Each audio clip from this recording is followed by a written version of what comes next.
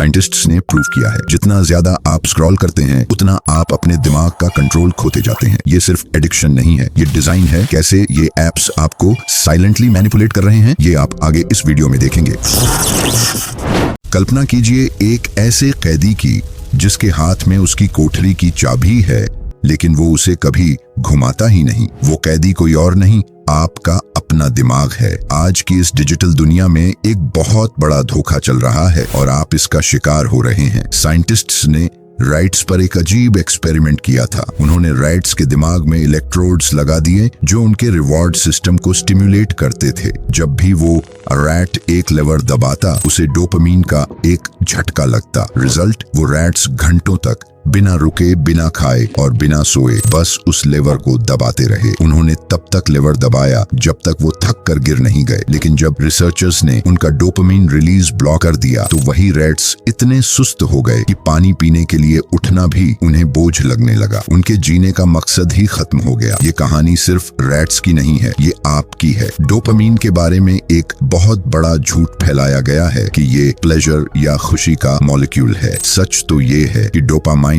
Wanting या Dzire का molecule है। ये आपको खुशी नहीं देता, बल्कि आपको किसी चीज के पीछे भागने के लिए मजबूर करता है। जब आप सोशल मीडिया स्क्रॉल करते हैं या जंक फूड देखते हैं तो आपका दिमाग डोपामाइन का एक स्पाइक छोड़ता है, क्योंकि वो एक रिवॉर्ड की एंटिसिपेशन कर रहा होता है। आपका ब्रेन इस बात की परवाह नहीं करता कि वो एक्टिविटी आपके लिए अच्छी है या बुरी, उसे बस और डोपामीन चाहिए। प्रॉब्लम तब शुरू होती है जब आप उन अननेचुरली हाई डोपामीन एक्टिविटीज में डूब जाते हैं। धीरे धीरे आपका दिमाग होम्योस्टेसिस या बैलेंस बनाए रखने के लिए अपने रिसेप्टर्स को कम कर देता है। इसे टॉलरेंस कहते हैं। अब आपको वही पुराना एक्साइटमेंट महसूस करने के लिए और ज्यादा स्टिमुलेशन चाहिए। यही वजह है कि 1 घंटा पढ़ना या वर्कआउट करना आपको मौत जैसा लगता है, लेकिन 2 घंटे यूट्यूब शॉर्ट्स देखना बहुत आसान। मुश्किल काम अब बोरिंग नहीं बल्कि पेनफुल लगने लगे हैं, क्योंकि आपके रिसेप्टर्स सुन्न हो चुके हैं। आपका दिमाग एक सिंपल इकोनॉमिक प्रिंसिपल पर काम करता है, रिटर्न ऑन एनर्जी इन्वेस्टमेंट। हर काम से पहले आपका ब्रेन पूछता है कि कितनी मेहनत लगेगी और बदले में क्या मिलेगा। हाई एफर्ट और अनसर्टेन रिवॉर्ड ब्रेन ब्रेक्स लगा देता है। लो एफर्ट और guaranteed pleasure brain green light दिखा देता है। ये कोई कैरेक्टर फ्लॉ या कमजोरी नहीं है, ये सर्वाइवल प्रोग्रामिंग है। पुराने जमाने में एनर्जी बचाना ही जिंदा रहने की गारंटी थी, लेकिन आज की मॉडर्न एप्स और एल्गोरिदम्स ने इसी सर्वाइवल सॉफ्टवेयर को हैक कर लिया है। आपका ब्रेन अभी भी वही लेजी हंटर गैदरर है जो कम से कम मेहनत में पेट भरना चाहता है, लेकिन दुनिया अब एक फोकस्ड सुपर कंप्यूटर की मांग करती है। इस इंटरनल कॉन्फ्लिक्ट की वजह से विल पावर हमेशा हार जाती है। विल पावर एक लिमिटेड रिसोर्स है जो दिमाग की मिलियंस ऑफ ईयर्स की प्रोग्रामिंग के सामने टिक नहीं पाती। लेकिन क्या हो अगर मैं आपसे कहूं कि आप इस मोटिवेशन स्विच को हमेशा के लिए फ्लिप कर सकते हैं। इसका राज डोपामाइन डिटॉक्स में छुपा है। डिटॉक्स का मतलब डोपामाइन को खत्म करना नहीं है, बल्कि अपने रिसेप्टर्स को फिर से सेंसिटिव बनाना है। इसके लिए आपको आर्टिफिशियल प्लेजर के सोर्सेज को टेम्पोरेरीली हटाना होगा। जब आप बोरिंग चीजों को अपनाते हैं तो एक जादू होता है। सोचिए, अगर आप रोज एक महंगे रेस्टोरेंट में खाते हैं तो सादा चावल आपको बेकार लगेगा, लेकिन अगर आप किसी सुनसान आइलैंड पर भूखे फंसे हैं तो वही चावल दुनिया की सबसे स्वादिष्ट चीज लगेगी। डोपामाइन डिटॉक्स भी यही करता है। ये आपको प्लेजर से सेटिस्फैक्शन की तरफ ले जाता है। प्लेजर इंस्टेंट होता है लेकिन खालीपन छोड़ जाता है, जबकि सेटिस्फैक्शन मेहनत के बाद मिलती है और लॉन्ग टर्म सुकून देती है। डिसिप्लिन का असली मतलब विल पावर नहीं बल्कि एनवायरनमेंट डिजाइन है। जेम्स क्लियर कहते हैं कि डिसिप्लिन्ड लोग ज्यादा ताकतवर नहीं बल्कि ज्यादा स्मार्ट होते हैं। वो अपने आस पास की दुनिया को ऐसे डिजाइन करते हैं कि सही काम करना आसान हो जाए और गलत काम करना मुश्किल। अगर आपको जिम जाना है तो अपने कपड़े बेड के पास रखिए। अगर फोन से बचना है तो उसे दूसरे कमरे में रखिए। इसे चॉइस आर्किटेक्चर कहते हैं। जब हेल्थी डिसीजन सबसे आसान ऑप्शन बन जाता है तो ब्रेन रेजिस्ट नहीं करता। इसके साथ ही हैबिट स्टैकिंग का इस्तेमाल कीजिए। किसी नए काम को एक पुरानी ऑटोमेटिक हैबिट के साथ जोड़ दीजिए, जैसे ब्रश करने के तुरंत बाद 2 मिनट मेडिटेट करना। इससे आप दिमाग की इनर्शिया का फायदा उठाते हैं। मोटिवेशन के पीछे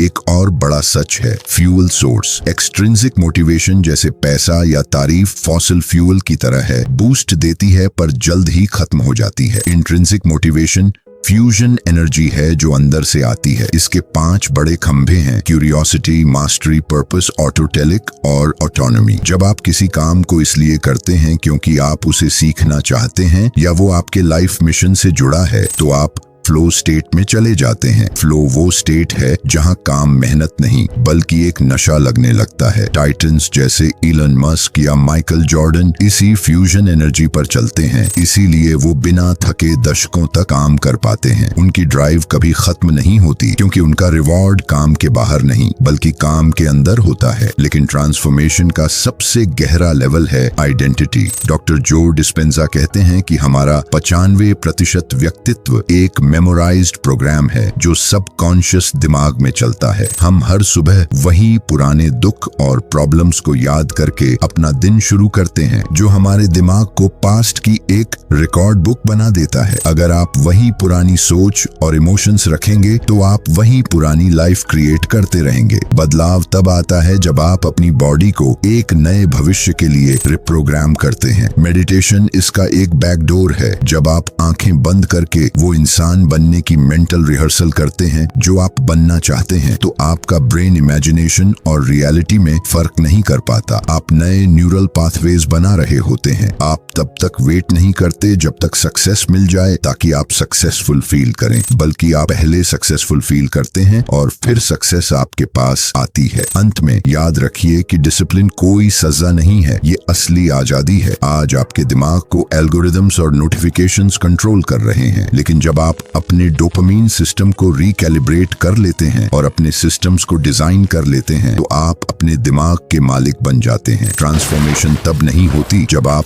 अपने आप को मजबूर करते हैं, बल्कि तब होती है जब आप अपने आप को एक नया सेल्फ देते हैं। हर एक सही चुनाव एक वोट है उस इंसान के लिए जो आप बनना चाहते हैं। क्या आप आज भी उस पुराने लेवर को दबाते रहेंगे या अपनी चाबी घुमाकर इस कोठरी से बाहर निकलेंगे? फैसला आपका है, क्योंकि आपका दिमाग या तो आपका सबसे अच्छा दोस्त हो सकता है या आपका सबसे खतरनाक दुश्मन।